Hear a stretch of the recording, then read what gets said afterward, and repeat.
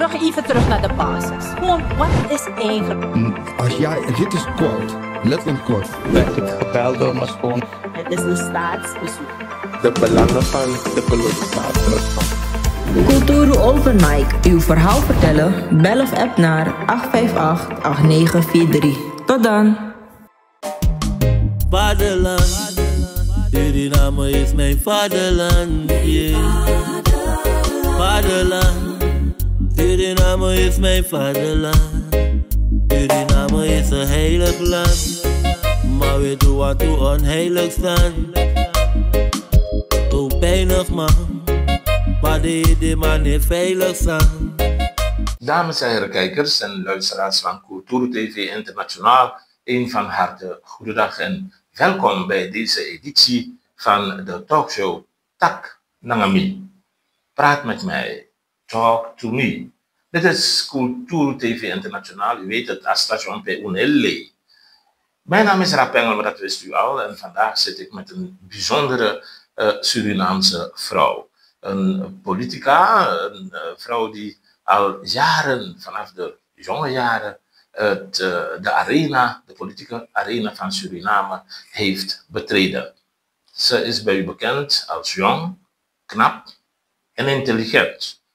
Ze is lid van de politieke partij ABOP, een partij die de coalitie vormt samen met de VHP en PL. PL staat voor Pachelhoer. Ik heb het over niemand anders dan mevrouw Alice Amavo. Mevrouw Amavo, een van harte goedendag en dank u wel dat u tijd hebt kunnen vrijmaken voor Kulturu TV om met ons een beetje te delibereren, van gedachten te wisselen over Alice Amavo, maar ook over Suriname. Hoe gaat het met u? Met mij gaat het goed en dank u wel ook meneer Pengel dat u mij wilde interviewen vandaag, want als politica moeten wij gebruik maken van de media. Een van de media om ons, een van de communicatiekanalen om onze visie te delen met het volk van Suriname. Ik dank u zeer en ook ik van hieruit groet ik dus alle kijkers en luisteraars die dit interview zullen volgen, nu of misschien later. Geweldig. En als dit de houding was van de politici in Suriname, dan zouden wij, journalisten, verslaggevers, ontzettend blij zijn. Want dan begrijpen ze het. Dank u wel dat u in ieder geval het begrijpt. Dat ze voor het volk zijn. Ik heb in de introductie aangegeven, jong, ambitieus, knap en intelligent. U bent, mevrouw Amavo, een van de eerste, zo niet de enige, eerste, zeer jonge minister van Suriname, vrouwelijke minister van Suriname geweest. Hè? Nou, het ging niet om vrouwelijk, hè? Het is gewoon de jongste minister. De jongste minister, ooit. Ook dat nog. Ja. Juist, op mijn 28-jarige leeftijd heb ik dus dat record gezet. Ja, en het is vooralsnog niet gebroken. Het zou kunnen, maar het gaat om de trendsetter. Ja, geweldig. Geweldig, geweldig. Op een bepaald moment hebt u ervoor gekozen om een beetje, u was het beu, hè, de politiek. U heeft een pauze ingelast op een bepaald moment. Hè. Waarom en hoe was het om even uit die arena te stappen? Ik zou niet zeggen dat ik ooit even weg was. Nee. Na de verkiezingen van 2015, ik was niet gekozen.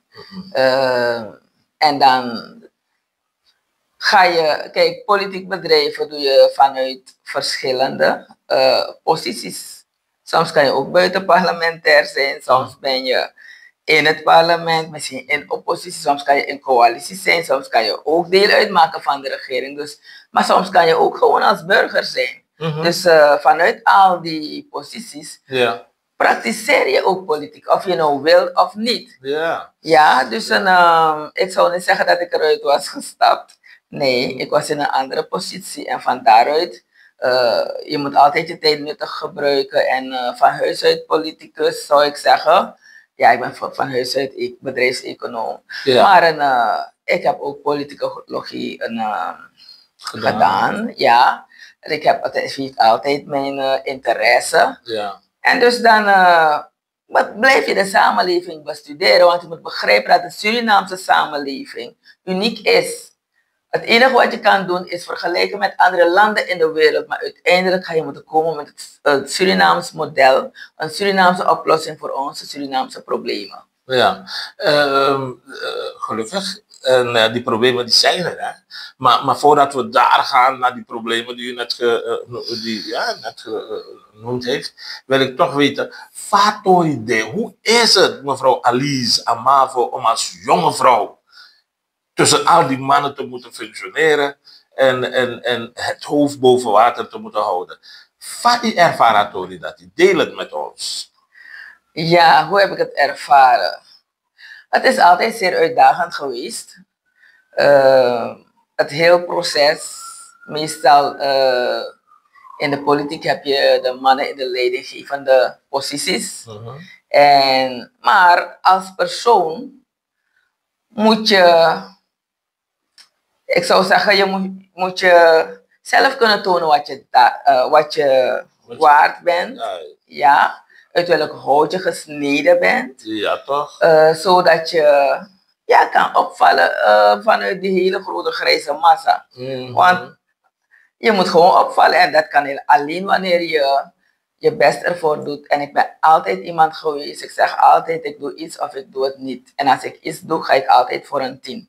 Dat is mijn houding altijd geweest, vanaf de onderwijsbanken, maar ook overal waarmee ik bezig ben, overal en alles waarmee ik bezig ben. Dat is gewoon mijn levenshouding. Ja, en als je dat doet, ga je op den duur excelleren. Je gaat excelleren en anderen die er niet zo hard tegenaan gaan, nou dan ga je ze voorbij schieten en voorbij streven. Zo is het gegaan. En ik moet zeggen, op een gegeven moment, ja, ik stak met schouders. Kop en schouder erbovenaan. Dus, want je moet begrijpen dat ik ook dat is wat ik zo hou van de ABOP. Iedereen weet dat deze vrouw heeft gestaan aan het bouwen aan die eerste zetel en toen die tweede en toen die derde, om het zo te zeggen. Ja, dus van de grond aan heb ik geholpen om die partij op te bouwen. Samen natuurlijk met alle anderen. En natuurlijk de leider, onze vicepresident nu, Ronnie Brunswijk, hij timmerde al jaren daarvoor aan de weg. En we hebben het samen gedaan. En je moet weten, op een gegeven moment moesten we naar de onderhandelingen om de regering te vormen. En elke voorzitter, we waren toen in een combinatieverband. We waren met de 3 politieke partijen, de ABOP, de BEP en de CK. En iedere voorzitter nam een scribent mee, een assistent. En die waren dan allemaal mannen. En ik was dus de vrouwelijke scribent of een scribent of assistent, secondant. En iedereen vroeg, is zij de secretaresse? Alsof jij niet capabel genoeg bent om het te doen. Je bent een vrouw, dus is zij de secretaresse? Maar men vraagt niet of een van die andere scribenten ook een secretaris is. Ja, want wanneer men zegt, je weet de secretaris, er is een soort verschil tussen secretaris en secretaresse. De secretaris is er gewoon om aantekeningen te maken, maar de secretaris heeft een veel grotere rol bij te dragen in de ondersteuning van de leider. Dus men wilde mij altijd zien als een secretaresse, maar de leider zei nee, dit is mijn scribent zoals die andere scribenten zijn. En assistent, secondant, zo wordt het genoemd. Maar dus ik heb de kans gehad, van de leider van de ABOP, ik heb de kans van hem gehad om op heel jonge leeftijd mee te lopen met, we gaan zeggen, de doorgewinterde politici. Ja, ik mocht dat alles meemaken en zo heb ik dus op heel jonge leeftijd een stage gelopen op een manier waarop veel andere jongeren de kans niet hebben gehad om dat te doen. Te doen, hè? Ja. En dat heeft u geen wind eerlijk gelegd. Het heeft u goed gedaan. Het heeft mij goed gedaan. Ik kan praten over politieke ervaring. Er zullen mensen zijn van mijn leeftijd die zo'n ervaring nog niet eens hebben opgedaan. Ja. En het is onvermijdelijk dan in Suriname dat tongen loskomen, roddels en allerlei dingen. Kulturo TV internationaal doet daar niet aan mee met roddels en vervelende dingen. En soms moet je het toch even aanraken. Ik laat het even daar. Ik wil weten van de jonge mevrouw Alice Amavo. Ze heeft zich staande gehouden in die mannenwereld. Maar nu komen er heel veel stemmen in de samenleving op die roepen dat vrouwen een betere positie in de politiek moeten krijgen in Suriname en in het bedrijfsleven en natuurlijk ook op de ministeries als directeuren en ga zo maar door. Vindt u dat reëel? Ik zeg altijd, the best men are the right woman on the right place. Oké. Met andere woorden,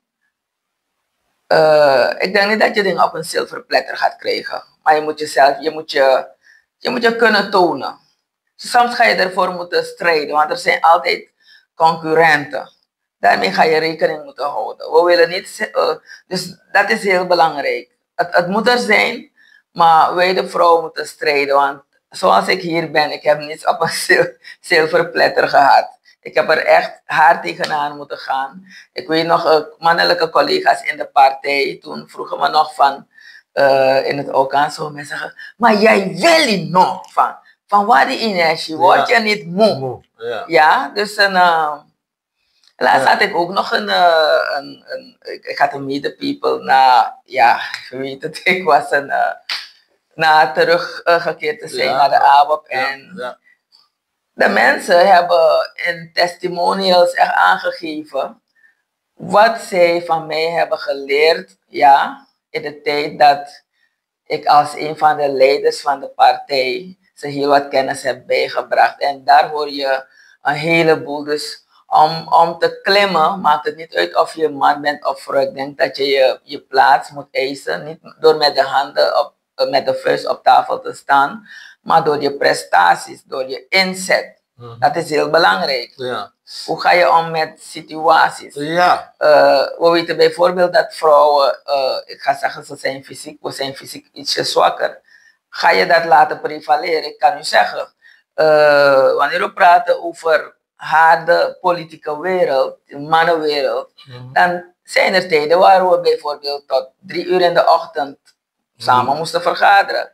En terwijl we in die vergadering zitten, dan gaat een mannelijke collega naar je kijken en zeggen, maar heb jij geen slaap? Je mag gaan slapen. Zeg, nou, als iedereen doorzit, waarom zou ik gaan slapen? Ja. Wat heeft dat ermee te maken? Omdat je vrouw bent? Ja. Nou, dus het is belangrijk. Men zou zeggen, je mannetje staan, je vrouwtje staan. Ja. Je moet toch, weet je waar je kan, wat niets te maken heeft met dat fysieke. Want we weten dat de mannen fysiek sterker zijn. Okay. Maar als het gaat om het mentale en al het andere, het intellectuele, dan moet je wel je stempel drukken. Ik weet zeker dat u een heleboel vrouwen die kijken naar deze uitzending blij maakt met deze uitspraak, mevrouw Amavo, dat weet ik zeker. Maar het is een gegund, hè? Ja. Absoluut. Mevrouw Amavo heeft net een klein bruggetje voor me geslagen. Toen ik het net had over dat geroddel en zo. Zij heeft niks op een zilveren blad gekregen. U heeft hard moeten werken om de dingen te bereiken die u bereikt heeft. Daarmee rekent u af met het idee, de gedachte, de roddels, de dingen die geroepen worden dat u door de VP beschermd en gedragen en gepusht en gestoten bent naar die positie. U bent een tijdje uit beeld geweest, uit de politiek geweest, toch? Nee, maar u heeft, u heeft dat ding gezegd, maar ik moet het gelijk ontkrachten. Alsjeblieft. Ik moet het ontkrachten voordat u verder gaat. Graag. Dus ik heb duidelijk aangegeven. Ga mensen interviewen binnen de APO-partij, want je hebt mensen die van buiten kijken, weten niet wat binnen gebeurt. Maar de mensen van binnen, de APO'ers zelf, vooral de stoomvoeters die er vanaf het begin zijn geweest, weten wat mijn bijdrage is geweest. En ik moet u zeggen, overal in het land op dit moment wordt er gevraagd naar mijn persoon om te helpen in de propaganda, zodat wij die maximale eruit kunnen halen. Er wordt gewoon gevraagd van kom, laat je gezicht zien. Ja, kom ons hier helpen, kom ons daar helpen. Ja. Ik denk niet dat het om een mooie visie gaat, maar om de verdiensten, mijn verdienstelijkheid. Ja, al die jaren dat ik dus heb gewerkt met die mensen. Of we nou in de regering waren of buiten de regering. Ik ben een strijder. Ja. En vandaar dat ze mij ook de naam hebben gegeven, de Warrior Queen. Wat niets anders betekent dan die strijdvaardige vrouw die de strijd aanvoert. Een rechtvaardige strijd om de armoede in dit land kapot te slaan. En zomaar mikisan in dat. Het is ons maar Warrior Queen dat hij betekent koningin. Nee. Warrior Queen betekent een vrouwelijke strijder, een warrior. Ja. Ik voer de strijd aan. En ik ben aanvoerder van velen. Dat met me kies in dat. Mooi zo. Dus een de tak den sani, maar te tak wan sani in de zeker saye taki. Toch? En meestal me gewoon actie tak maar was je daar. Zo. Was je daar? Wel easy. En dat demo voor tap direct. Dat is met me notaki, mitaki, miere, sans mataki. Want me no ben dat. Madame Breti, die Youssef Donja, zo'n idee tegenover de camera in Luco de Sma, in België, in Frankrijk, in Nederland, en dan en Amerika. Dat Youssef taki na edimo voor Fatoris Don en elkaar. Daar hebben we dat gehad. Suriname staat aan de vooravond van de verkiezingen, mevrouw Alice Ama. Ja. Johnson de actie dat ja de politiek. Je had een time-out genomen.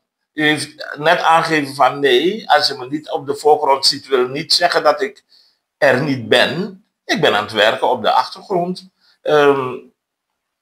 Maar tra politiek partij in Akondre.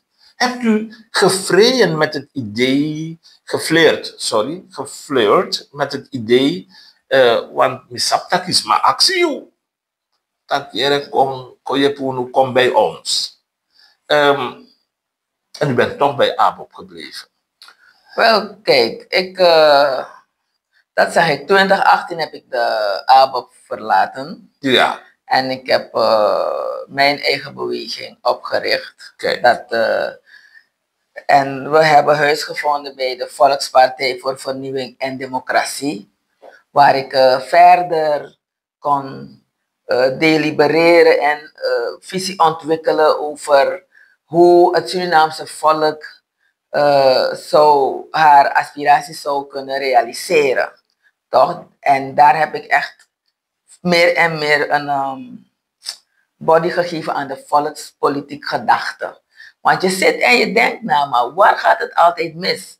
De afgelopen 50 jaar, wanneer we nemen vanaf de staatkundige onafhankelijkheid, dan zien we dat, ik zeg, de regeringen die komen en gaan, ze spelen estafette in de verarming van het volk. Na elke regering staat dit volk dieper weg in de armoede.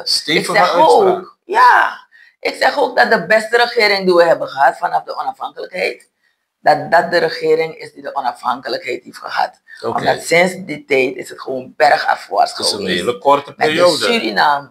Ja. Wat zegt u? Het is een hele korte periode, die regering, die onafhankelijkheid gerealiseerd heeft. Ja, nee, maar ze hebben niet de kans gehad om het te doen. Wat ik bedoel is dat iedere regering die daarna is gekomen, het niet beter heeft gemaakt. Oké. En dan maak je die analyse van, maar waar gaat het fout?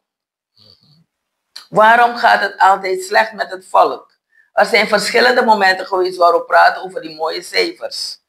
Dat investeerders gaan komen, want de ratings zijn mooi enzovoort. De regeringen blijven maar daarover praten. Maar waarover niemand rept, is de situatie waarin het volk zelf verkeert. Niet omdat een land mooie ratings heeft, betekent het dat het goed gaat met het volk. En vandaar mijn volkspolitiek gedachte dat de mooie cijfers goed zijn. We hebben verschillende multinationals gehad. We hebben allemaal op school geleerd van de kurk waarop de economie drijft, iedere keer weer. Maar op welke kurk drijft het volk? Gaat het volk mee? En nee, dat is altijd het antwoord. En bij de volkspolitiek gedachte is het zo, die ik heb ontwikkeld, is het dat we het volk moeten meenemen in de ontwikkeling. Ja, het volk moet drager zijn van de ontwikkeling zelf. En dan pas ga je dat terugzien in het volk. Maar wanneer je werkt met multinationals, aan ons wordt geleerd, kijk, die multinational, hij maakt 100% winst. Je kan zeggen dat hij, ruw gezegd, hij neemt 90% mee naar zijn land, om het land van herkomst op te bouwen. We blijven hierover met 5% winst. Dat gaat naar de overheid. En daarmee gaan ze passen en meten om salarissen te betalen. Het enige wat je hoort, er is geen geld, er is geen geld. Maar natuurlijk is er geen geld. Als die 90% weggaat en je vertelt ons ook over spin-off effecten van er zijn mensen die kip gaan leveren, taxibedrijven, noem maar op. It's just a peanut. Ja? In mijn visie zou de regering zou een krachtigere positie moeten innemen om het volk te ondersteunen in de ontwikkeling. Ik geloof niet in een terugtredende regering waar alleen maar dus we zijn niet in de positie waar de regering, het volk is verzwakt. Dus we kunnen niet zeggen dat we in een positie zijn waar de regering afstand neemt en de private sector moet alles doen. Want wie is de private sector? Het is een heel klein gedeelte en als je dat gaat stimuleren, krijg je gewoon een kartelvorming en het volk leidt nog steeds eronder. Me is je dat van me is je a regering moest die naar kondre. Regeren je de net like you know een big multinational, je een big multinational. Je kijkt niet wie de mensen zijn. Als je mensen gaat inzetten, belangrijk is, ze hebben die kwaliteiten die nodig zijn om een bedrijf te draaien, om te werken aan de productie. Want zo gebeurt het bij de multinationals. Ja. Je moet presteren, dat is het enige wat ze willen, zonder aanzien des persoon. Men kijkt niet of je zwart of wit of rood bent. Kan je presteren, kan je leveren wat het bedrijf wil. En wanneer wij het zelf doen, blijft 100% van de winst in ons land Suriname. Ja. En met 100% winst, in een maand er is geen geld voor dit, er is geen geld voor salarissen, er is geen geld. Er zal plenty of geld zijn. Ja. Maar er moet een regering komen die de guts heeft om dat te doen. Oké. Maar tot nu toe, zelfs om kokos te planten, heb ik begrepen dat er een multinational gaat komen om kokos te planten in Coroni. Kunt u zich dat voorstellen? Nee, dat is... Ons volk is altijd geleerd dat je het niet gaat kunnen. Ja? Kijk, wanneer ik een vergelijking maak met Amerika, daar worden kinderen met de paplepel meegegeven dat met hard werken je alles kan bereiken wat je wil bereiken in dat land. Ja. Maar hier wordt er een soort ontmoedigingsbeleid gevoerd vanuit de politici en het is al generaties ingeprent in de Surinamers. Dus dat krijg je ook zo een beetje mee. Wanneer je iets wil proberen, iets wil ondernemen, wat je mij zeggen, maar ineens dat kan nou lukken. Maar natuurlijk gaat het niet lukken als de condities nooit zijn geschept. Ja. Dus je moet echt de stoute schoenen aandoen om te zeggen, maar ik ga het toch proberen. Ja. Maar die mentaliteit is dus nationaal niet gekweekt. Goh, nou zeg, mevrouw Amavo,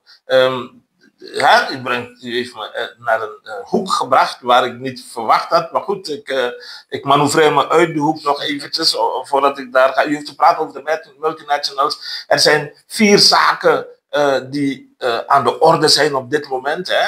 Meer dan 4, maar 4 wil ik benoemen.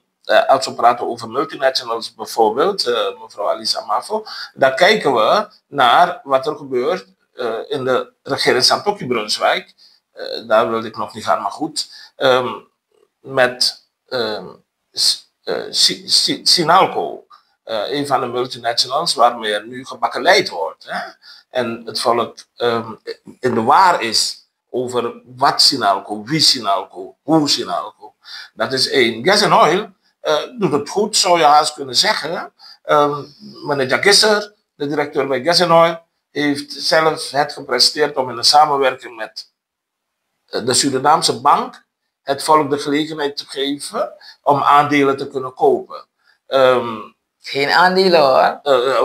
Obligaties, sorry. Neemt u maar niet. Aandelen zou geweldig zijn, maar obligaties, je wordt geen mede-eigenaar. Ja, maar je moet ergens beginnen. Nee, maar laten we eerlijk zijn. Zo. Je laat mij geen aandeelhouder worden, waardoor ik in feite rijk zou kunnen worden van die oil en gas. Je laat me gewoon een lening verstrekken. Daarmee heb je me helemaal afgescheept. Dat is totaal tegen die volkspolitiek gedachte waarvoor wij gaan. Om dit volk te versterken. Om dit volk deel te laten zijn. Te genieten van de rijkdommen van dit land. Met die obligatie heb je die mensen echt eruit gehaald. Duidelijk van je hoort er niet bij. Zo zie ik het als het om de Surinamer gaat. Ja. Dat is een obligatie. Gewoon niet zo met dat je hoort erbij. De agudu okong, mina niks hoeven niet zien. Laat me veel meer rente noemen, mikba. Het is een regelrechte belediging naar het volk van Suriname. Ja. Maar we hebben andere grote bedrijven in het land die niet eens dat, het is een belediging, dus ik mag niet zeggen niet eens dat. Helemaal niet. Nee, dus zeg ik niet. Maar hoe staat u tegenover het feit dat het goud en het hout ook massaal het land uitgevoerd wordt, zonder dat de gemeenschap daarvan de vruchten, de zoete vruchten plukt. Maar daarom zeg ik dat ik een visie heb ontwikkeld, gebaseerd op de volkspolitiek. Omdat de leiders, en wanneer we moeten het ook duidelijk zijn, dat de president de koers bepaalt. Vaak is men geneigd, het is een gezamenlijke coalitie, gezamenlijke verantwoordelijkheid, maar het moet duidelijk zijn dat die president veto heeft. Hij benoemt en ontslaat ministers, hij bepaalt de koers. Als hij achter een idee of een visie staat of een project, dan zal dat super kunnen wel slagen. Dan een minister die als een eiland ergens staat of als een drenkeling met een idee. Dat moet duidelijk zijn. Een president kan maken en breken. En de politieke koers die wij hebben gehad de afgelopen 50 jaar is duidelijk dat het nooit is gebaseerd op de volkspolitiek gedachte, dat er nooit gekozen is voor dit volk van Suriname. Ja. Neem maar een voorbeeld. Tot nu toe kan ik het niet begrijpen dat het was IAMGOLD, hè? Ja. IAMGOLD was op de markt om verkocht te worden. En ik begreep nog steeds niet waarom de regering van Suriname dat niet heeft gekocht. Voor het volk van Suriname. Dat wij eindelijk zouden kunnen zeggen, de kilo's goud die daar worden gewonnen, dat het van ons zou kunnen zijn. Ja. Want ik sprak nog over dat wij met een habbekratsje overblijven om het land te runnen. Ja. Dus dat was een gouden kans. Ja. En de vraag is, president, waarom heeft u niet daarvoor gekozen? Ja. Waarom heeft u ervoor gekozen om het in vreemde handen te laten, weer in vreemde handen te laten gaan? En dat druist geheel tegen die volkspolitiek gedachte. En daarom, als er een volk de moest lukboom zijn een richting, een politieke koers van president. Dat is heel belangrijk. Ja. Want nou een president, en hij komt uit een regering, ik bedoel uit een politieke partij. En we moeten goed kijken naar die partijen die ons altijd nullen voor citroenen hebben verkocht. Onze rijkdommen gaan altijd weg.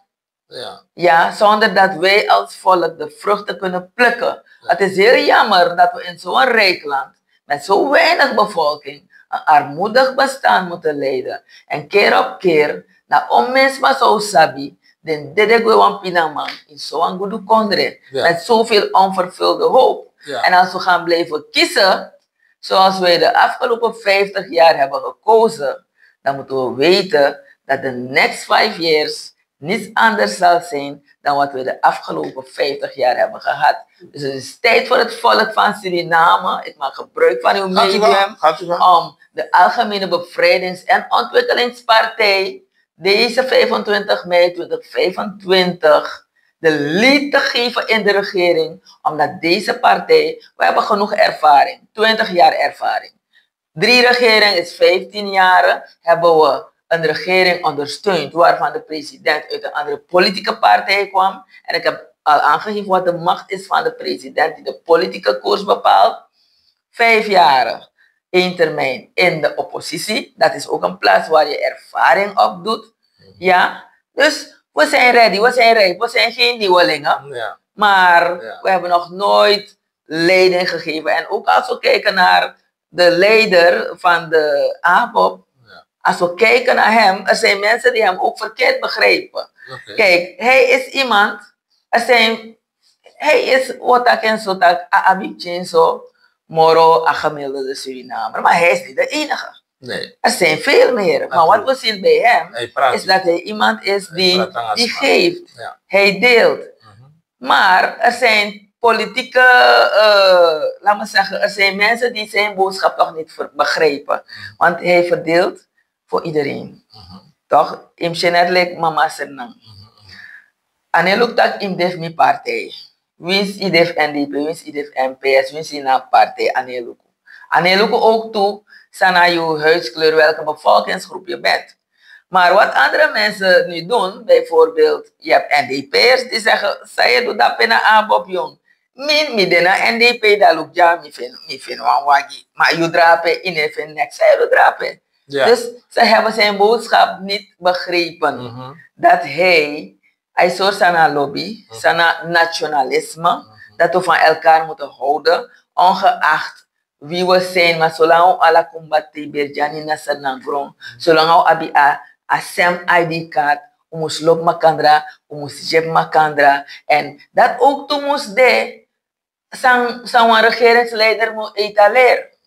Dat moet je etaleren. Maar om al onze zaken weg te geven en ons op te zadelen met havenkratjes en ons altijd te vertellen dat we arm zijn en dat we het altijd met leningen moeten doen, terwijl er zoveel plaatsen zijn dat we met money in loze egwe naar Joost weet waar. Ik zeg dat is totaal tegen die volkspolitiek gedachte in een loopbakonder. En daarom ik voorlees me daar mijn camouflage. En ik heb altijd gezegd, en ik blijf het zeggen, mijn camouflage kleding is een teken van waardering naar onze strijdkrachten en de mannen van Suriname. Ja. Strijdkrachten, waarom? Met dat if ino apwan legre, ino apwan kondre. Imshi a internationale politiek net one jungle. Het is gewoon de wet van de sterkste die geldt. En men let op jouw leger, om jouw kracht te meten, om jouw kracht een cijfer te geven. Moeten we internationaal rekening met Suriname houden of niet? Als je een zwak leger hebt, houdt niemand rekening met jou. En we hebben een zwak leger. Ja, dat klopt helemaal. En daarom zeg ik, Bewera Corsi als ondersteuning naar de strijdkrachten toe. Omdat dat is ook iets, het is een keuze. Je moet begrijpen, de president is opperbevelhebber van het leger. Dus je hebt alle feiten om te zeggen van nee, ik ga mijn leger opkrikken op een ander niveau. Kijk wat er gebeurt daar op Tigri. De Maïchadorij, onze westerburen, de Maï verricht beheersdaden. Maar if alle de lijfelijk aanwezig. Zouden ze durven om daar beheersdaden te gaan uitvoeren? Nee. Maar als de minister van Defensie blij is dat onze leger verder afslankt, en ik hoor de president dat niet tegenspreken dat hij niet blij is, dan ga ik ervan uit dat de president ook blij is met de uitspraak van de minister van Defensie. Maar wat ook, kijk, we zijn begonnen daar. Maar in elk huis, in elk land, in elk gemeenschap zijn de mannen strijders. Ja? Je bent geboren een manspersoon. Je bent een geboren warrior. Je bent een geboren militair. Ja? En het zijn de mannen die... Kijk, zij moeten ons verdedigen. En een rijk land ook. Laten we zeggen een rijkaart. Even op een goede man. Wat doet een rijkaard? Hij gaat zijn bezittingen beschermen. Hij gaat zorgen voor security. Maar wanneer we het bekijken in grote blokken, Suriname, dan praten we over een rijk land Suriname. Maar als security nog dicht. Onze strijdkrachten, die zijn niet equipped. Dat leger is helemaal verzwakt. Onze grenzen zijn helemaal open. Alles gaat gewoon weg. Een voorbeeld ook de Brazilianen die komen, de zware criminelen die komen vanuit het zuiden en de bevolking in het binnenland terroriseert, vooral de mensen die bezig zijn op de goudvelden. Dat alles kan wanneer je een verzwakt leger hebt. Helemaal verzwakt. En teruggaand op dat van de mannen. Er wordt zwaar geïnvesteerd in criminaliteitsbestrijding. Dus achteraf repressief, toch? In maar je gaat ook kunnen werken aan preventie. Door van je leger een carrière-leger te maken. Waardoor de jongens die niet ervoor voelen om met het regulier onderwijs mee te gaan, zouden kunnen ambiëren om een carrière te maken in het leger. Zo heb je sterkere mannen. Ja, waardoor je ook minder zou hoeven te investeren in criminaliteitsbestrijding, in het bouwen van gevangenissen. Ja. We zouden het juist andersom kunnen doen.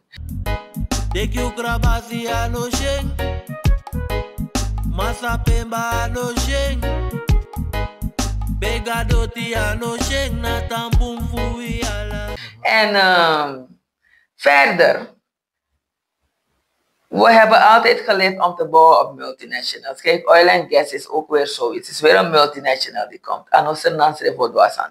Dus dat is ook een geschiedenis naar de multinational. Nee, atendoro no, dat de regering schreef, waar de regering sang mee ondersteunt.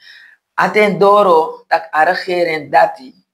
En oteka pressie van multinational en een broko naar de man.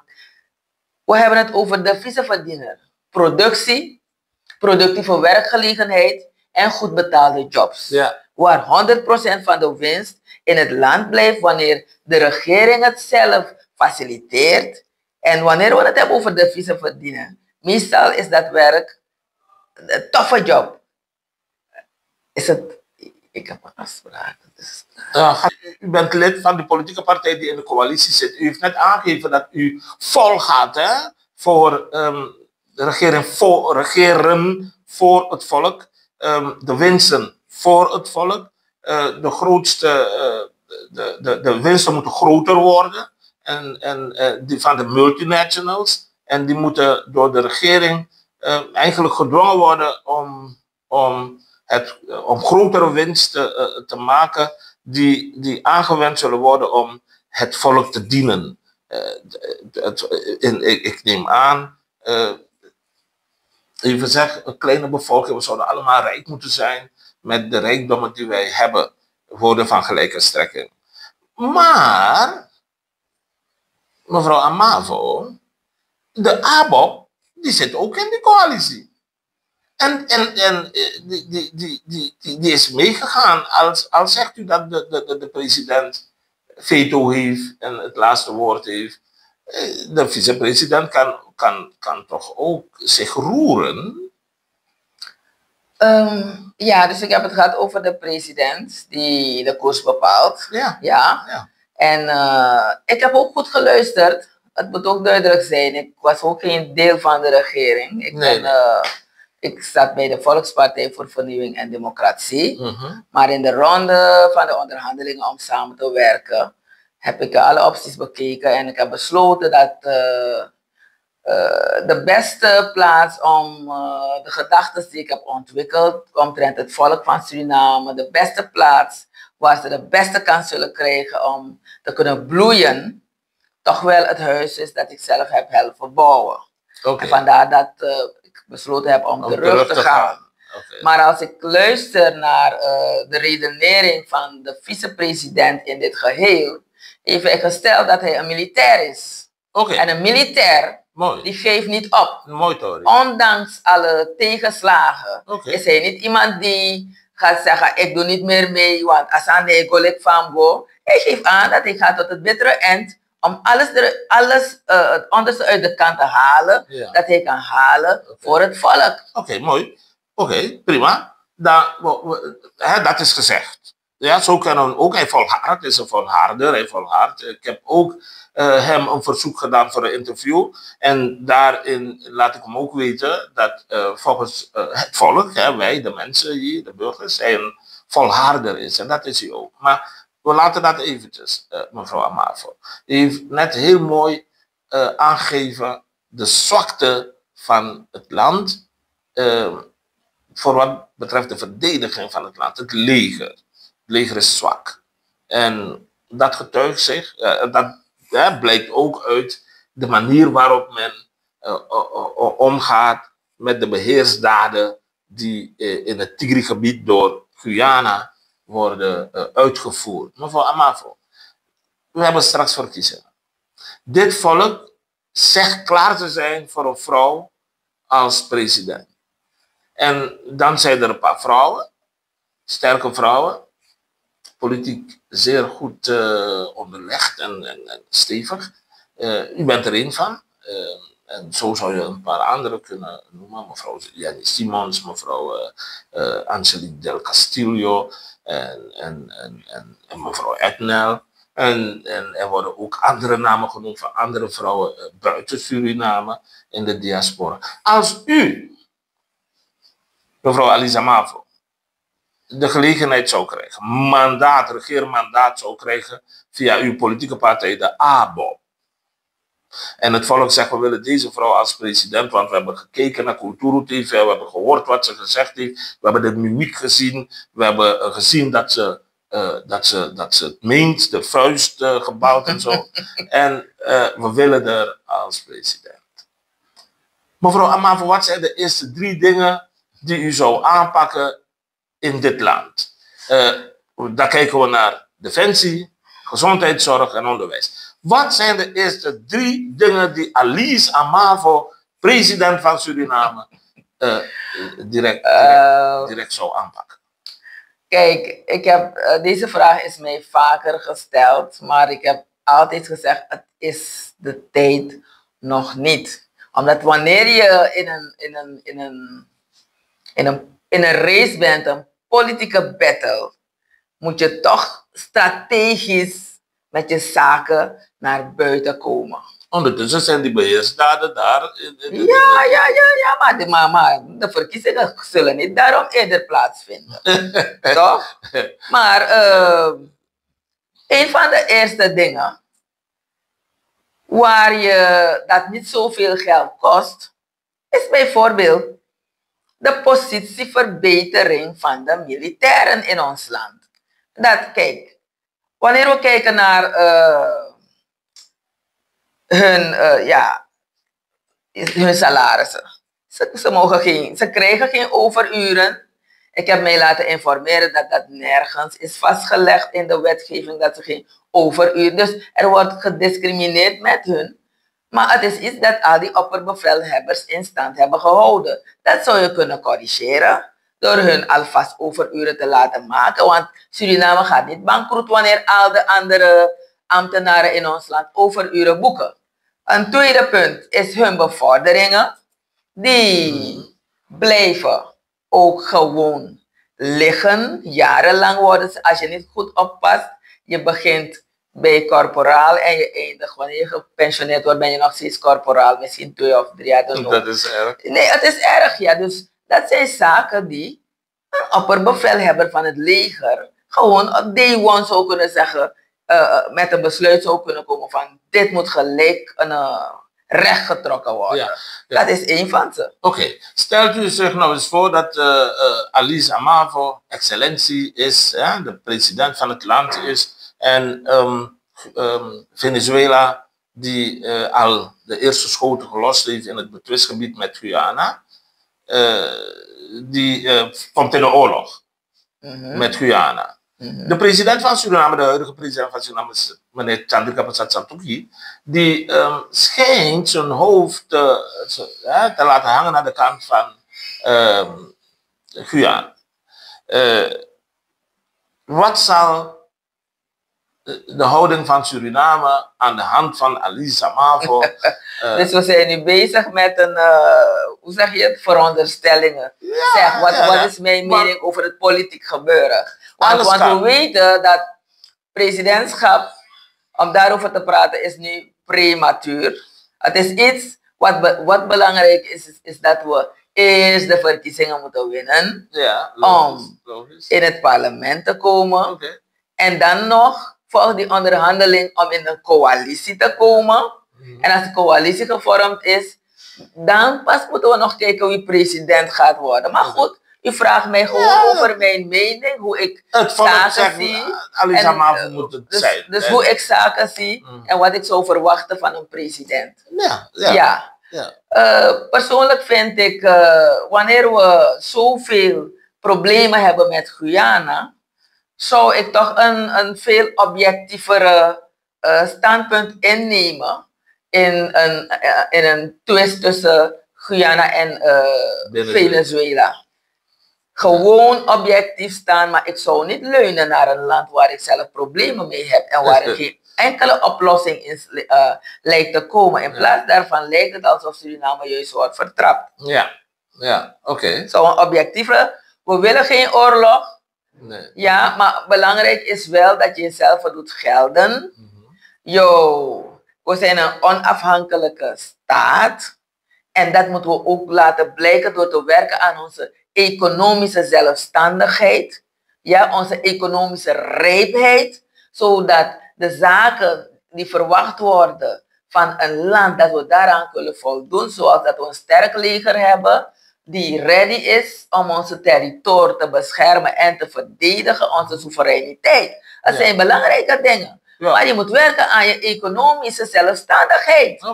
En daarom zou ik elke president, of het nou Alice Amafo wordt of whoever, belangrijk is om op te pakken wat al die regeringen de afgelopen 50 jaar hebben laten liggen. En dat is werken aan de economische zelfstandigheid. Ja. En daarin zie ik een belangrijke rol weggelegd voor onze Surinaamse mannen. Want wanneer wij hun inzetten met kapitaal vanuit de staat om te werken aan de productie en productieve werkgelegenheid en goed betaalde jobs, zullen onze vrouwen die nu samen met de kinderen en de jongeren het meeste eronder lijden, zullen ze opgelift worden. Dan pas kunnen we praten over een sterk volk. En een sterk volk en een sterk land, daarvoor hebben andere landen, daarvoor tonen ze respect. Maar respect ga je moeten afdwingen. Ja, en je economische zelfstandigheid is daar een heel belangrijke voorwaarde voor. Om dat respect af te dwingen. Mevrouw Amafo, dat is dan dat militaire deel. Hoe staat u in gevoelige, moeilijke vraag? Laat mij korte vraag. Zou u militairen stationeren in het betwistgebied? Ja of nee? Kijk, we moeten altijd tactisch te werk gaan. En je moet ook verzekerd zijn van jouw kracht wanneer je iets gaat doen. We moeten, je gaat je plannen moeten maken hoe je met dat eitje zal omgaan. Want we willen ook niet voor niemandal bloed vergieten als we weten dat we al bij voorbaat gaan verliezen.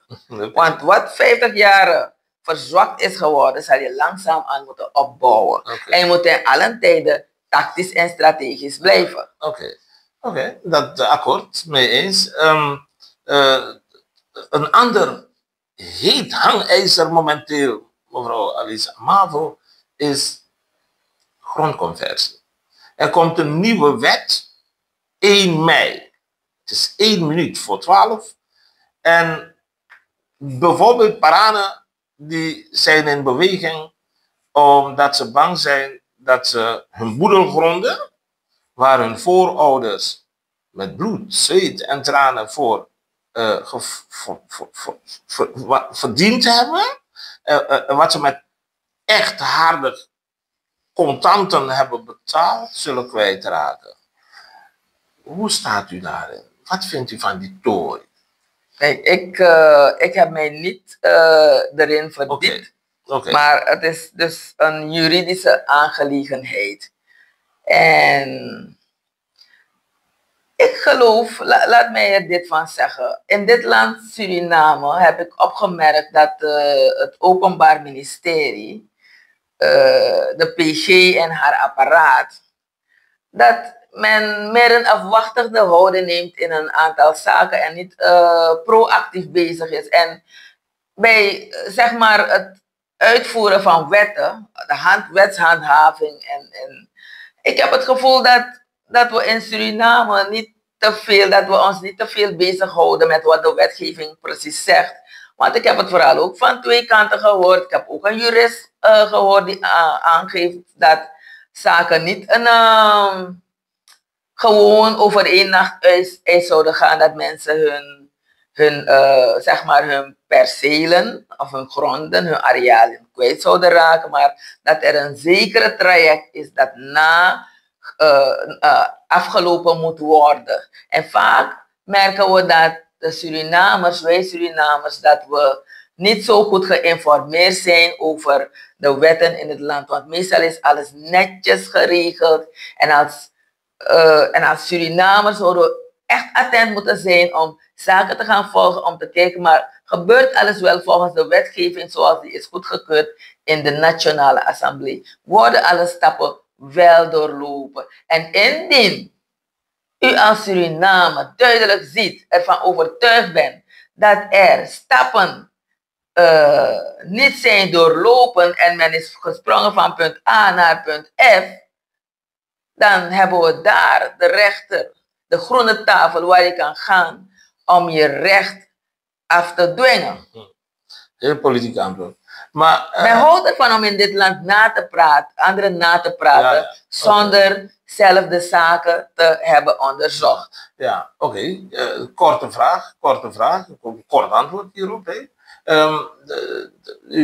Uw vader en moeder, die laten u een stukje land, laten we zeggen, na.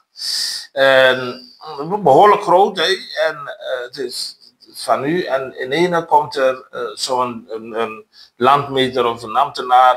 Die zegt, nou, mevrouw Alisa Mavo, dit stukje land, groot zoveel, gaan we verkavelen.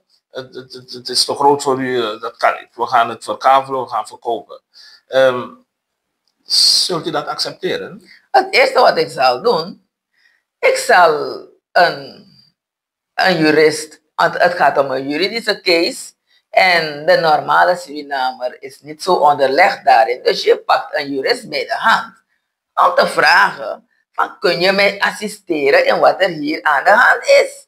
Want ik word geconfronteerd, van de een op de andere dag word ik geconfronteerd met een situatie waarvan ik niets begrijp. Ja. En een goede jurist, advocaat, die zal alles nagaan om te kijken of alles daadwerkelijk conform de wet is gebeurd. Ja. En ik ben zeker dat dat nooit de bedoeling van de wet kan zijn. Nou. En dat er mensen zijn die misbruik maken van de onwetendheid van de gemiddelde Surinamer, om ze te overbluffen. Maar we leven in een rechtsstaat. De rechtsstaatgedachte moet zegevieren. En als Surinamer moet je je rechten kennen. En daarom hebben we de advocaten om ons te ondersteunen en te assisteren. Laat dat ding niet over je heen lopen, maar zoek je recht. En ik ben zeker dat wanneer je je recht zoekt, het duidelijk zal blijken dat er mensen zijn die misbruik hebben gemaakt van jouw onwetendheid. En dat je je weg zal vinden en je recht zal vinden bij de groene tafel. Ja. Daarvan ben ik overtuigd. Oké. En mocht het zo zijn, dus ik zei van, ik heb me niet erin verdiept, maar er zijn dus twee kanten. Je hebt de juristen die aangeven van, dat is, ik heb van mij Serena Esset dat horen zeggen, dat dat niet het geval is, maar dat er verschillende procedures zijn. Maar mocht het ook zo zijn dat dat niet het geval is, dan moet die wet daadwerkelijk weer op de operatietafel. Ja. Want we kunnen geen wetten maken om het volk te benadelen. Nee. We maken wetten om de samenleving te ordenen. Kijk eens aan. Ja, nee, prima. Waarvan akte, mevrouw Amavo. We naderen zo zoetjes aan het eind van dit vraaggesprek. Er is zoveel meer wat ik van u zou willen weten. Wat vindt u van de gezondheidszorg in Suriname op dit moment? Ik wil niet eens praten over op dit moment. Ik heb u al één ding gezegd. Regeringen op regeringen. Straks vieren we 50 jaar staatsburger onafhankelijkheid.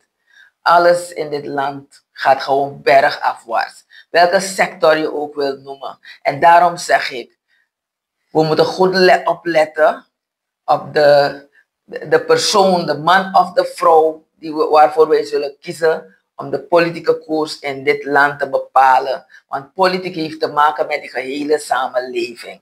Ja, en wat er nu is verworden van onze volksgezondheid is niet vandaag begonnen. Het wordt alleen maar erger en erger. Daarom praat ik over die estafette in de verarming van dit volk. Ja. Iedereen wordt ziek, maar En we zijn alleen maar bezig met medicijnen zijn er niet, apparaten zijn er niet.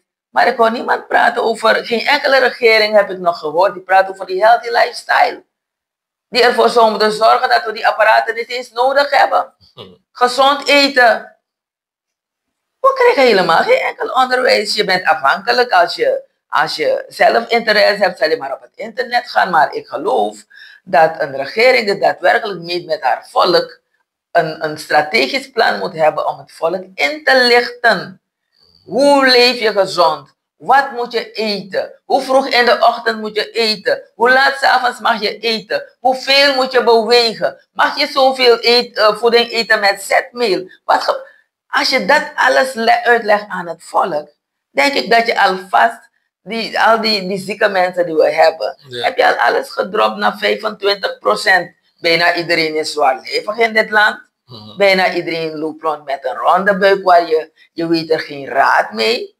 En dat brengt allerlei ziektes met zich mee. Dus ik geloof in preventief bezig zijn door het volk in te lichten. Dat alleen maar te praten over het bouwen van ziekenhuizen. Het meer brengen van dialysemachines. Come on. Begin met ons uit te leggen hoe we die dialyseren kunnen voorkomen. Ja. Hoe kunnen we ons lichaam... Want het lichaam zelf is een zelfreinigend systeem. Ja. Maar het moet aangeleerd worden. En daar zie ik een belangrijke taak weggelegd voor volksgezondheid en sport. Oké. Als het aan mij ligt, zou er een ministerie komen van volksgezondheid, lifestyle en sport. Want soms focussen mensen, wanneer ze praten over sport, denken ze meer aan het identificeren van talenten voor wereldkampioenschappen. Maar het zou ons veel verder brengen naar een gezond volk. Ja. Als het gestimuleerd zou worden. Ja, akkoord. De gezondheidszorg dus verdient meer aandacht, zegt u. Alles in dit land verdient meer aandacht, maar het is de focus. Welke focus heb je? Welke visie heb je? Ja. Moet iedereen hier aan apparaten hangen zodat we kunnen overleven? Ja. Of willen we gezonde mensen die fit en wel rondlopen overal? Ja. Mevrouw Alizama, voor de diaspora, de president, Tantouki, die samen met uw partij, de ABOP, in een coalitie zit. Zij zijn wel leading, maar het is een coalitie. Zeg ik ben, of ik wil president zijn, of ik ben president van 1 miljoen Surinamers. Daarmee betrekken de Surinamers buiten Suriname ook. Hè? En hij heeft gezegd, in zijn Bromtjidari-gedachte, heeft hij gezegd dat de diaspora makkelijk naar Suriname moet kunnen komen om te helpen bouwen aan de ontwikkeling van dit fantastisch mooi land. Mevrouw Alice Amavo, wat vindt u van de gedachtegang van de president met betrekking tot die diaspora?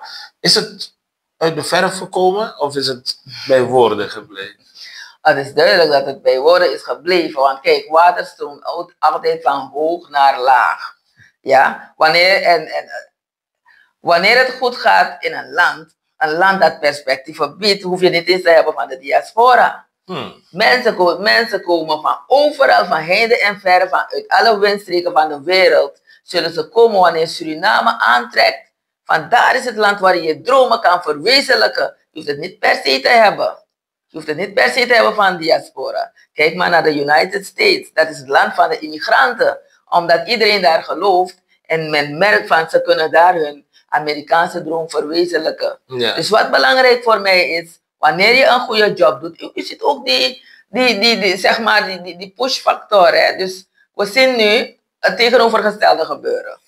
Onze verpleegkundigen gaan weg, onze leerkrachten gaan weg. Ja. Waar gaan ze naartoe? Onze militairen gaan ook weg, politiemensen gaan ook weg. Iedereen die weg kan gaan en die iets kan aanbieden, hun krachten kunnen aanbieden, die gebruikt kunnen worden ergens in een ander land, waar ze een toekomst kunnen opbouwen. Ze gaan allemaal weg. Dus praten over diaspora die gaat komen, dan moet je wel iets doen dat aantrekt als vliegen aangetrokken worden door stroop. En dat is die economische zelfstandigheid, die economische rijpheid. Wanneer je daaraan werkt, dan komt iedereen, dan ben je niet eens president van 1 miljoen mensen. Maar je gaat president worden van miljoenen mensen. Want ons land Suriname heeft de capaciteit om die mensen te faciliteren en zo te werken. En ik zeg, wij denken niet, we weten niet over biggie woyo, maar we denken op een international level. Zo heeft ABOP denk ik dat de wereld is onze markt. Ja. Dat we voor miljoenen mensen kunnen leveren. Ja. Zo denk ik bradi. Dat we maar doen zijn, maar if je denk ik, een ondernemer dit jaar, ja, als je daar bij een bankje gaat, ga je jezelf even kunnen bedruipen. Daarover praten we niet. We praten over biggies aan. We praten over een wereld. Dat in een grondtap we dan 200 kondre. Ja. We hebben een hele wereld om te faciliteren. Zo denk ik. Niet over 1 miljoen mensen, maar miljoenen mensen die hier gefaciliteerd kunnen worden. U weet wel, Nederland is vele malen kleiner dan Suriname, maar die bevolking daar is ook vele malen meer. In Suriname zouden misschien met 68 miljoen mensen kunnen wonen. Ja. Dat is mogelijk. Makkelijk, ja. De verkiezingen zijn aanstaande, mevrouw Elisa Mavo. En dan zie je dat er een heleboel politieke partijen, kleine als paddenstoelen uit de grond komen. Maar je ziet ook dat die stoelendans is begonnen. Wanneer het gaat om mondjes vormen, coalities, kleine samenwerkingen en dergelijke. Ik heb geluisterd naar u. En uw politieke ideologie is erop gericht om echt het volk te dienen, aan de hand te nemen en mee te laten genieten van de succesjes, van de winstjes enzovoort. Met welke politieke partij zou volgens Elisa Mavo de ABOP, haar politieke partij, samen kunnen werken bij... Ik wil u even corrigeren wanneer u praat over kleine succesjes. Kleine succesjes zal je hebben wanneer je blijft op die gedachte dat wij als Surinamers het niet zelf kunnen doen. Onze krachten, vooral ons manvolk, die soms doen een toffe job. Als je ze onderwaardeert en miskent, dan zullen we kleine succesjes hebben. Maar ik geloof in die grote successen, wanneer de regering daar gaat staan, als een vader, als een moeder, en we die a baby, a pusna, a belesa, a fanodu. Zoals we een kind begeleiden, zo moeten wij ons volk ook gaan begeleiden. We mogen ze niet in die positie plaatsen. Terwijl het volk is verzwakt, zeg je, je staat er alleen voor. Nee. En dat is wat 50 jaar lang is gebeurd. Ja. Maar goed, met welke partij zie ik de ABOP de regering vormen? Ja. Ik ben een democraat. Mooi zo. En we moeten goed kijken naar, het volk gaat bepalen. Daarom gaan we naar de verkiezingen. Ja. Uitslag van de verkiezingen. Ja. Dat gaat de richting aangeven welke de ABOP zal moeten gaan. Ja, maar is er een politieke partij volgens u die een bepaalde dusdanige politieke ideologie heeft dat de ABOP zegt no, met deze kwitty? Kijk, ik kan niet praten voor de ABOP. Wanneer u echt over een ABOP-standpunt wil praten, dan moeten we de woordvoerder hebben of de leider zelf. Ja, begrijpt u? Maar of de woordvoerder, want dat is een ABOP-standpunt. Maar mijn persoonlijke standpunt is dat we de democratie moeten respecteren. De wil van het volk. We gaan het zien aan de zetels die toebediend zullen worden. Aan de verschillende politieke organisaties. Ja. En dat op zich is een testament. Het is een verhaal. We moeten het gaan vertalen. Het is tijd om het te vertalen, om te weten wat het volk precies wil. Macht aan het volk. Juist. Ik ben zo'n beetje door mijn vragen heen, mevrouw Elisa Mavo. Oké. Ik vond het fantastisch om met u te mogen praten en rechtstreeks vanuit uw mond te mogen horen hoe u denkt over uw land, Suriname, de politiek in Suriname en de verkiezingen die aanstaande zijn, 25 mei. Maar, mevrouw Amavo, gelooft u echt dat de verkiezingen komen, 25 mei? Ik geloof, ja. En mocht het zijn dat de verkiezingen niet komen, 25 mei, om welke reden dan ook. Zult u teleurgesteld zijn? Absoluut. Wat zou kunnen gebeuren waardoor de verkiezingen niet komen? Dat zou u mij moeten vertellen, want wat u hier vertelt komt voor mij als donderslag op heldere hemel, want die molen, die is goed in gang. We steven er gewoon af op dit moment. Er zijn genoeg dingen die bijvoorbeeld zouden kunnen gebeuren, waardoor het staat van beleg afgekondigd zou kunnen worden door de president van Suriname. En dus dat de verkiezingen... Ja goed, de paranen die komen in beweging omdat ze dat ding niet goed begrijpen. En er is rumoer en duw in het land. Bijvoorbeeld de veiligheid met Guyana. Problemen daar. Venezuela gooit 2 bommen ergens en Suriname wordt. We zijn nu bezig te verzinnen. Ja, nee. Vanuit het volk van Suriname zelf heb ik gezien dat we door de jaren heen zijn we zodanig gekweekt dat we nogal timide zijn. En iedereen zit vol verwachting te wachten op de verkiezingen. Dus ik zie nog niet dat er een groep opstaat die dusdanig commotie zou maken waardoor juist de verkiezingen in gevaar zouden komen. Alice Amavo gelooft absoluut niet dat er iets kan gebeuren waardoor de verkiezingen niet door kunnen gaan. Kort en bondig. Intern vanuit het land heb ik, heb ik dat gevoel helemaal. Alright. We hebben een te timide volk dat rustig aan het wachten is om de regering naar huis te sturen. Het is tijd voor een nieuwe regering met een nieuw elan en het liefst met de Algemene Bevrijdings- en Ontwikkelingspartij in de lead, zodat wij invulling kunnen geven aan die volkspolitiek gedachte, waardoor we het volk uiteindelijk kunnen opliften, kunnen meenemen met de ontwikkeling van het land en niet dat de ontwikkeling boven ons hoofd voorbij gaat. Ja, ik heb deze vraag moeten stellen omdat ik het aan iedereen stel. Al 4+ jaar.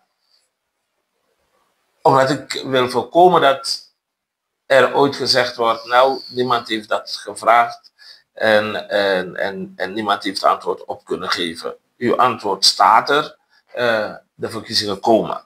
En dat weet u zeker. Oké, wij wachten het af en wij zullen zien als de verkiezingen daadwerkelijk komen. Mevrouw Alice Amavo, de veiligheid in het land is in handen van een van de ministers van de ABOP, namelijk meneer Amoxie.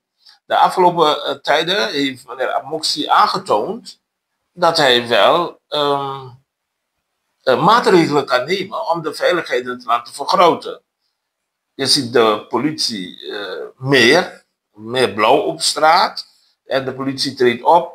En de attitude van de politie is sterk veranderd. De politie praat, communiceert, overlegt, praat met mensen. En toch zijn er de afgelopen periode een paar vervelende dingen gebeurd. Waarbij burgers slaat. We dachten dat we dat achter ons hadden gelaten. Waarbij politie in groepsverband gekke dingen doen in politiebureaus. Dat zult u niet zijn ontgaan. Als u een advies zou mogen geven aan uw minister Amoxie, om de politie, het gezicht van de politie op te schonen, wat zou dat advies zijn? Ja, dat is een mooie vraag, hè? Ik heb u had het over de minister heeft aangetoond dat het wel beter kan. Ja, dat het beter kan. De afgelopen periode is hij hard aan het werk geweest. Ja, nou, ik zal niet zeggen hard aan het werk geweest. Ik denk dat hij altijd hard aan het werk is geweest. Maar de koers en de mogelijkheden die de ministers krijgen, kijk, ik heb vaker met dat beeldje gehakt. Je moet begrijpen, de minister van Financiën is een van de belangrijkste ministers in het kabinet. Als hij zegt, er is geen ruimte, er is geen budget, Voor de veiligheid van het land. For whatever reason mag hij zeggen wat hij wil. Ja. Hij is de man en die zit altijd, dit valt ook rechtstreeks altijd onder de president. Hè? Om samen aan te geven, wat gaan we doen, wat zijn de prioriteiten. We hebben toch niet zoveel geld binnengehaald als we wilden. Dus waaraan zullen we die middelen dan besteden? En we werken in coalitieverband, dat moet ook duidelijk zijn. Ja. En dan, een minister kan al zijn moeite doen. Maar als de middelen niet loskomen, dan zal die minister de naam dragen dat hij niet presteert. Dus soms moeten we de zaken dieper gaan bekijken. Ik ben ervan overtuigd dat we meer hebben kunnen zien, omdat die middelen vrij zijn gemaakt, waardoor de moeite die hij al die tijd heeft gedaan, zich hebben kunnen vertolken in daden. Ja. En wanneer het gaat over, zeg maar, misstappen die de politie, mannen en vrouwen misschien hebben genomen, dan ga ik weer op die toer van die vaderlandsliefde. Toch? En ik heb gezegd, het begint bij de militairen. En wanneer het daar begint en het voor alle kleine kinderen een voorbeeld wordt, dat zij het voorbeeld zijn voor vaderlandsliefde, hou van je land, hou van je volk, behandel anderen zoals je zelf behandeld wil worden, dan krijgen we betere Surinamers. Surinamers die beter gedisciplineerder zijn en liefdevoller naar het met elkaar zullen omgaan. Ja. En dat denk je ook 2, 3, 4 keren, 10 keren na, voordat je bepaalde misstappen gaat nemen. Omdat wie zijn nu schendt zijn aangezicht. Wanneer er bepaalde zaken gedaan worden in dit land, ja, het slechte gaat nooit alleen hier blijven. Het gaat ook over de grenzen. Wat doe je met dat land? Houden van ons land, houden van ons volk, dan zullen wij, die vooral in voorbeeldposities zijn, nalaten om bepaalde zaken, bepaalde handelingen te plegen. Ja. En natuurlijk moeten er vanuit het gezag zelf moet er opgetreden worden. Je weet je, voor degenen die zich toch niet kunnen bedwingen of die niet genoeg houden van het land en van het volk, nou dan moeten die maatregelen daar zijn om ze af te schrikken. En wie toch in de fout gaat, moet als een voorbeeld staan voor anderen. Ja. Er is geen andere weg. Er is geen andere weg, dat is de weg. En zal de ABOP de verkiezingen winnen?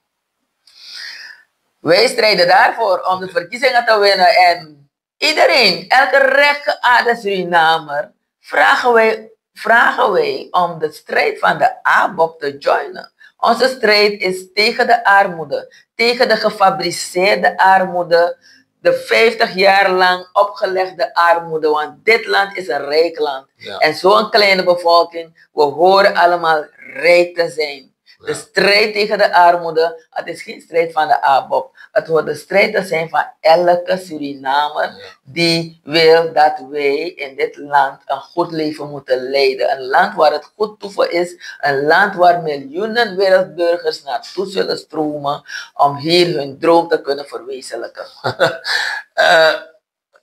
Mevrouw Alice Awavo, ik ga u bedanken. Bent u bang geweest tijdens dit interview om iets te zeggen? Nee, bang ben ik nooit. Kunt u altijd nog steeds alles wat u wilt zeggen in Suriname? Ik zeg alles wat... We moeten fatsoenlijk met elkaar omgaan. Okay. Dat is heel belangrijk. Maar je punt overbrengen, daarvoor moet je nooit bang zijn. Je moet altijd kunnen staan achter je punt. En waarin je gelooft. Dit moment is het moment waarop ik ga bedanken voor dit interview. Ik wens u al het positief wenselijke toe. En hoop dat ik weer een beroep op u zou mogen doen in de toekomst. Als daartoe de behoefte bestaat om weer onze kijkers te informeren over van alles en nog wat. Alice Awavo, lid van de politieke partij ABOP, de coalitiepartner van de regering, Santokhi Brunswijk, op weg naar de verkiezingen. Jullie voeren trouwens een hele mooie campagne. In ieder geval bedankt voor dit interview. Het laatste woord is aan u. Dank u wel, heer Pengel, voor de gelegenheid geboden. Zoals ik al had aangegeven, wij maken gretig gebruik van elk media om onze visie te brengen. Ik bedank dus ook de kijkers, de luisteraars. Ik hoop dat u wat wijzer bent geworden over de visie van de partij waaraan ik mijn ondersteuning geef. We hebben grote plannen. We geloven niet in een arm Suriname. We geloven in het volk. We geloven dat het Surinaamse volk een rijk volk kan zijn. En iedereen hebben we nodig. Ook de Surinamers in diaspora kunnen een bijdrage leveren om de ABOP de overwinning te bezorgen, zodat wij de lead kunnen nemen in de nächste vormen regering. En we rekenen op uw ondersteuning, zodat we deze goede zaak met z'n allen kunnen bereiken. Ik dank u allemaal. Goed, dames en heren, kijkers en luisteraars van Kulturu TV Internationaal. Dit was het weer voor deze keer. Raap Engel in gesprek met Alice Amavo, de jongste minister ooit in Suriname. Een vrouw met een duidelijke visie, met een duidelijke koers waar ze naartoe wil met haar land. U bent er getuige van geweest. Ze is lid van de politieke partij, nogmaals, ABOP. Maar ze sluit niets uit en verwelkomt alles wat goed is ten behoeve van dit land. Wij van Kulturu TV vonden het fijn om hier bij haar te zijn. Wij vonden het nog fijner dat u hebt willen kijken. We wachten op uw commentaar. Geef het. Tot dan zeg ik tot de volgende keer. Blijf wel en geef liefde, zoals mevrouw Amavo gezegd heeft. Tot de volgende keer. Dag.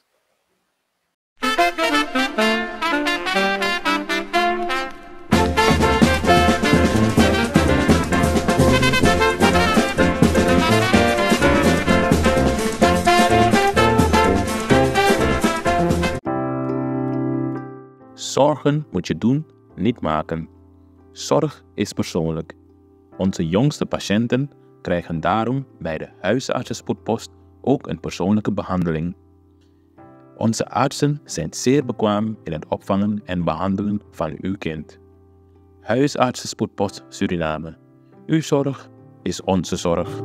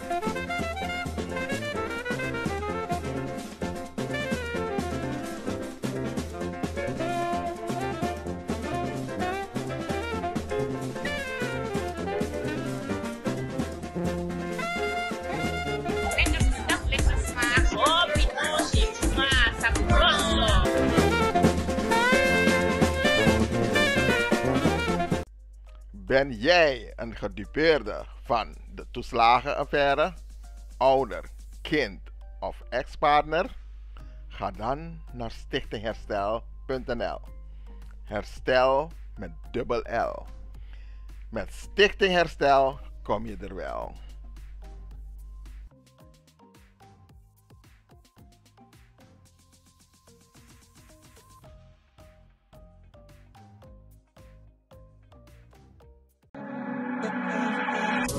Caltrade Logistics aan de Indira Gandhiweg 619A en Direct Freight Services aan de Polakstraat 10 te Paramaribo is een logistiek dienstverlenend bedrijf dat lucht- en zeevracht verstuurt voor zowel bedrijven als particulieren naar bestemmingen wereldwijd. We zijn langer dan 10 jaar actief op de expediteursmarkt in Nederland en we zijn een vertrouwd adres binnen de gemeenschap. We kunnen van alles voor u verzenden, zoals geschenkpakketten, auto's, fietsen, handelszendingen en containers.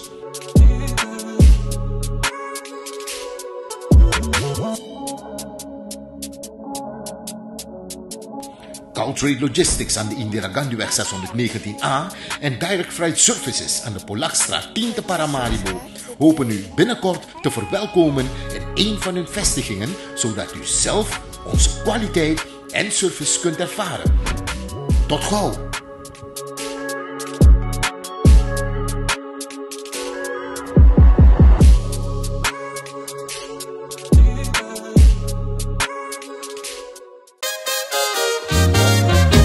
Kinte Promotion organiseert Kitty Kotti Boatface. Zondag 29 juni 2025. Vaar en swing mee. Opstaptijd 3:30 's middags. Afvaart 4 uur. Terug 9 uur 's avonds. Toegangsprijs €50. Aan boord €55. Line-up Sabaku, Corona Band en DJ Roy C. Voorverkoop van kaarten, Ricardo's Eethuis en Nieuw Draver. Surinaamse keuken aanwezig. Let op, eigen drank aan boord is niet toegestaan. Hey, met jou wil ik niet dansen. Zondag 29 juni, Kitty Kotti Boatface. Opstapplaats, de Ruiterkade 414 achter het Centraal Station. Dresscode in de kleuren van de Surinaamse vlag. Voor info bel 06 311 647 03/06 870 98312. Attenzo!